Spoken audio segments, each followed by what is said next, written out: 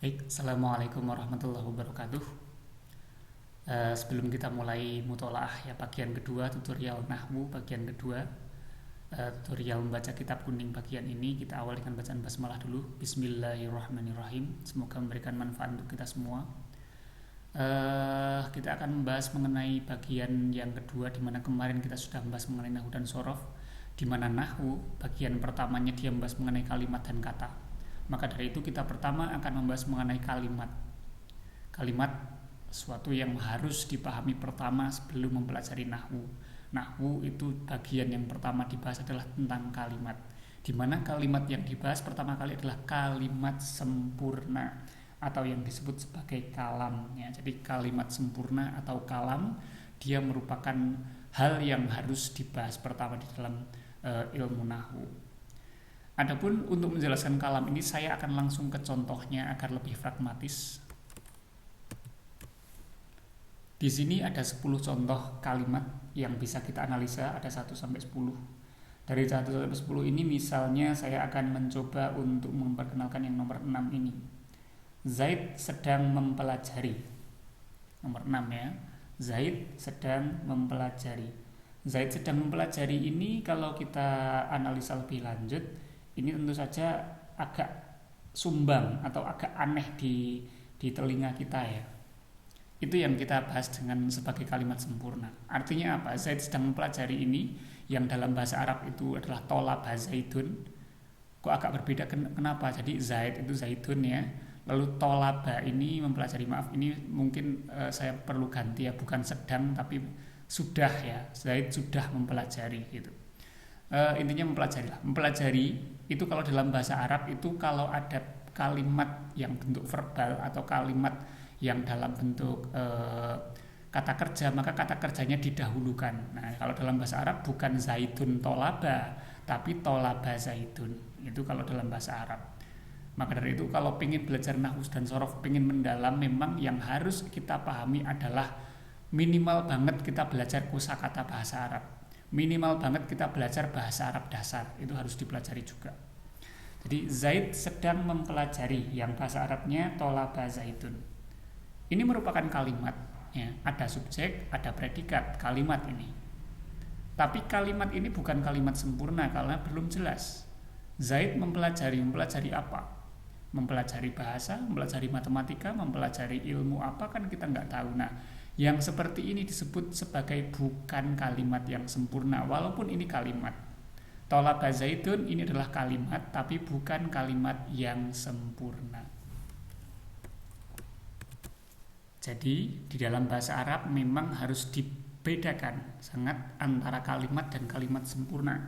Maka dari itu pengertiannya pun berbeda atau transliterasinya berbeda. Kalau kalimat sempurna tadi dia disebut sebagai kalamun ya, kalam. Kalau kalimat saja dia bukan kalam tapi dia hanya sebagai jumlah. Jadi jumlah adalah bahasa Arab dari kalimat, sedangkan kalam itu bahasa Arab dari kalimat sempurna. Adapun kalau kata dia adalah kalimah. Nah, ini makanya agak terbalik-balik ya antara bahasa Arab dengan bahasa Indonesia.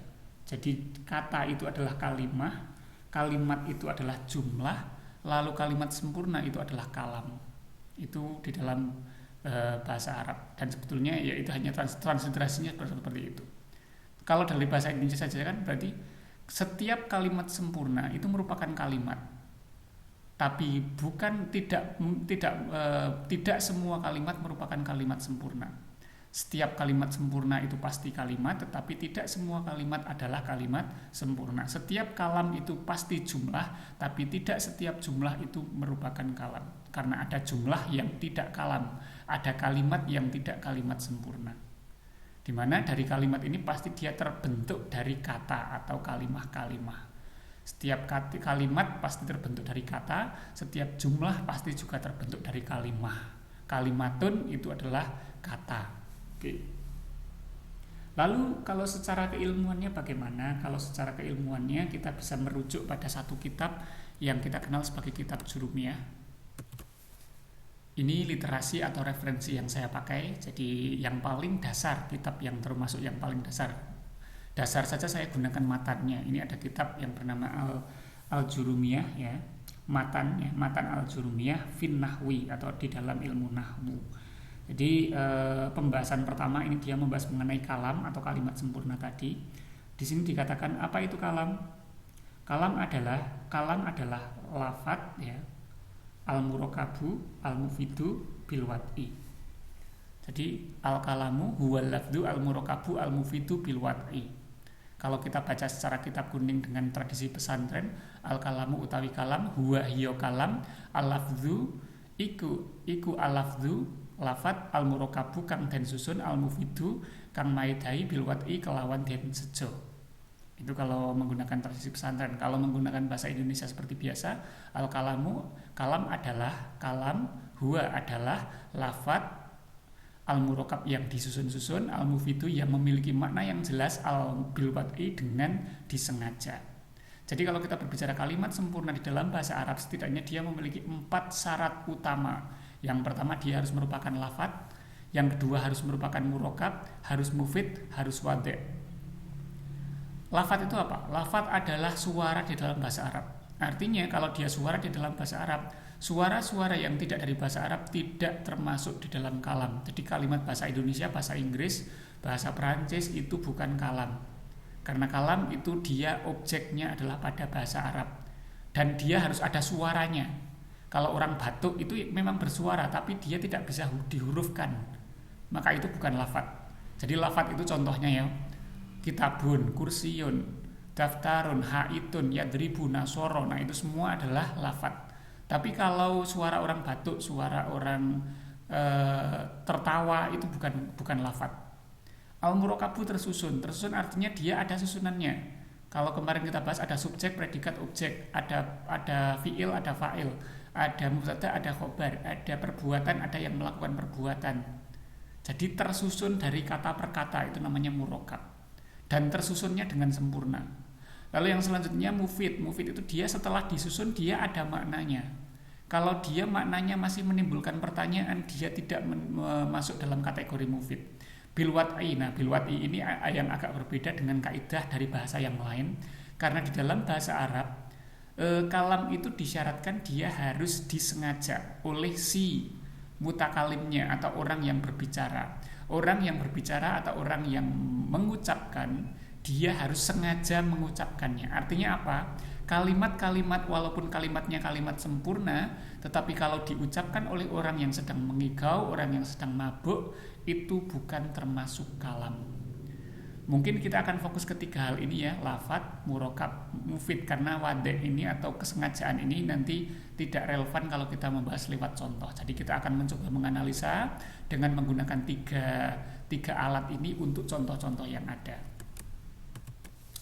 Oke, kita langsung masuk ke 2 contoh. Di sini memang sengaja saya memberikan contoh dalam bahasa Arab dan bahasa Indonesia untuk mengantisipasi mungkin dari yang menonton video ini mungkin ada yang sama sekali tidak paham tentang bahasa Arab, maka saya tuliskan mengenai terjemah bahasa Indonesianya. Yang pertama, Zaid adalah pelajar.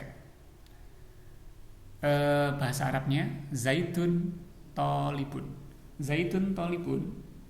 Ya, Zaidun tolibun. Ada kata Zaidun dan ada kata tolibun. Ada 2 kata, Zaidun tolibun. Zaid adalah pelajar. Dia adalah lafadz jelas. Karena adalah suara bahasa di dalam bahasa Arab, suara bahasa Arab gitu ya. Zaidun itu lafadz, tolibun juga lafadz. Syarat pertama terpenuhi. Apakah dia murakab? Tersusun. Zaid sebagai subjek, tolibun sebagai predikat, mubtada dan khobar. Zaid subjek, pelajar, predikat, artinya dia tersusun. Dan tersusunnya sudah sempurna. Ada mubtada, ada khobar, ada subjek, ada predikat. Berarti dia sudah tersusun. Apakah dia sudah mufidun? Apakah sudah bermakna dan tidak menimbulkan pertanyaan? Mufidun itu ya. Mufidun adalah bermakna dan tidak menimbulkan pertanyaan lagi. Zaid adalah pelajar. Oke, selesai dan tidak lagi menimbulkan pertanyaan. Kalau ada yang bertanya, kalau itu pelajarnya pelajar apa? Apakah pelajar di universitas? Apakah pelajar SMA, SMP? Itu hanya keterangan tambahan. Artinya mau ditambah keterangan ataupun tidak, ini sudah cukup sebagai sebuah kalimat sempurna. Maka kita bisa katakan nomor 1 ini adalah suatu contoh dari kalam, ya. Zaidun tolibun, contoh dari kalam. Contoh yang kedua, Fatimah yang cantik. Fatimatun al-jamilatu. Fatimatun al-jamilatu.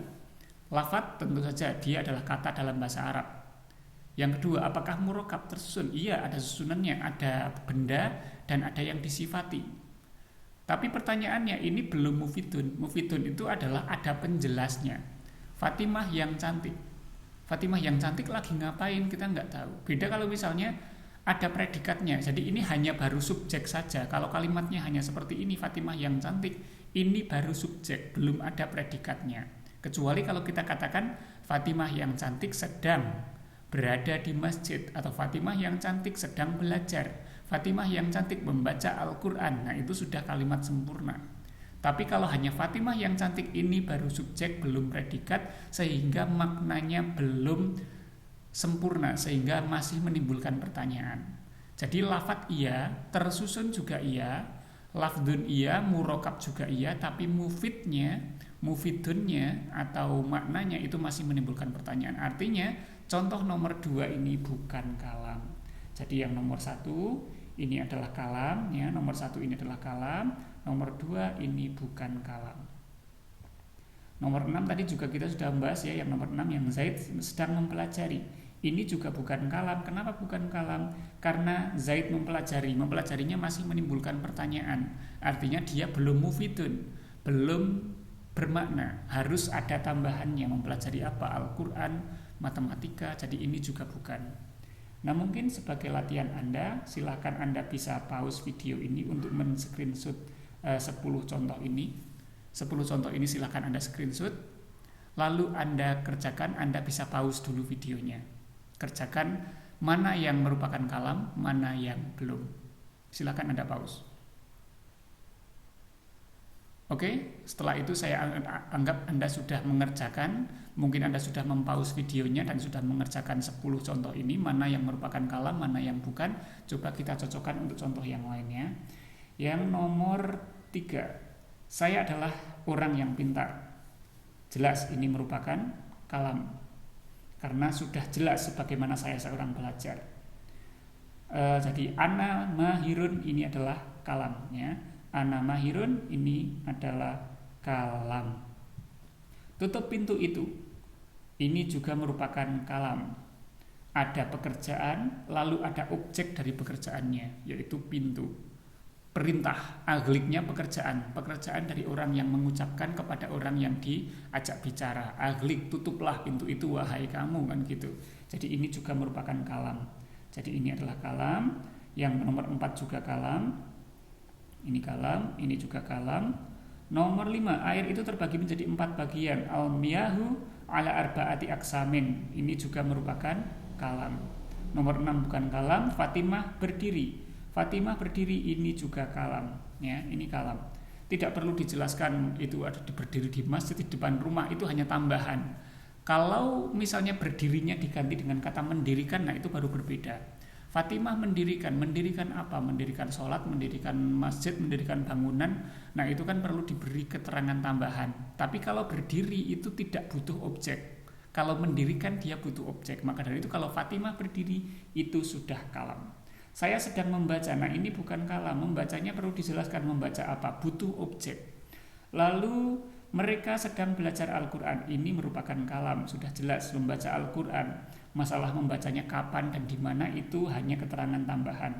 Nah kalau ini jelas dia bukan kalam. Kalimat ketawa yang biasa diucapkan di chattingan, di media sosial, ya, WK ini bukan kalam. Kenapa? Karena walaupun bisa ditulis dengan bahasa Arab, ya, wawukaf seperti ini, tetapi ini semua bukan kalam. Kenapa bukan kalam? Karena kalimat ini bukan suara dalam bahasa Arab. Jadi tidak memenuhi kaidah yang pertama, yaitu lafadz saja bukan suara bahasa Arab. Sebagaimana orang sedang batuk itu ada suaranya, tapi itu bukan suara bahasa Arab. Orang ketawa itu ada suaranya, tapi bukan suara bahasa Arab. Berarti tidak merupakan lafadz, berarti bukan merupakan kalam.